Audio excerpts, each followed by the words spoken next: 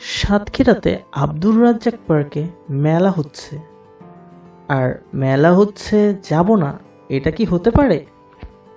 তো চলে আসলাম রাজ্জাক পার্কে বিজয় মেলা দেখতে।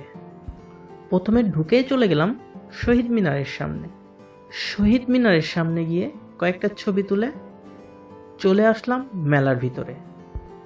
মেলার ভিতরে অসংখ্য স্টল বসেছে, তবে আমি দেখলাম বেশিরভাগই নতুন উদ্যোক্তা। এক একজনের এক এক রকম প্রোডাক্টের যেন শেষ নাই।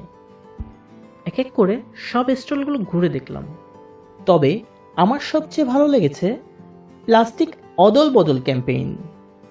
আস্তে আস্তে পুরো মেলাটা ঘুরে দেখলাম। হরেক রকম মনোমুগ্ধকর দৃশ্য দেখে আসলেই মনটা ভরে যায়। মেলাটা কিছুক্ষণ ঘুরে দেখলাম। মেলায় এসেছি আর না খেয়ে চলে যাব, এটা কি হয়? মেলায় হরেক রকম খাবার দোকান বসেছে। প্রথমেই চলে গেলাম মিনাপুর পিঠার দোকানে। টেস্ট করলাম চিতই পিঠা। গরম গরম চিতই পিঠা হরেক রকম ভর্তা দিয়ে পরিবেশন দেখে বুঝেছিলাম কতটা মজার হতে যাচ্ছে।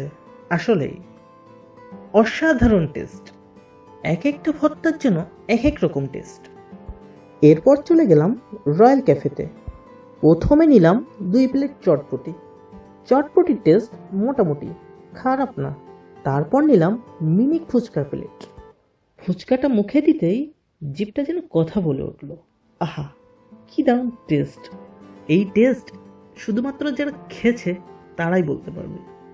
তারপর চলে গেলাম আরবিএস মাশরুম ক্যাফেটেরিয়ায়। ওখানে গিয়ে প্রথমে ট্রাই করলাম মাশরুমের চপ।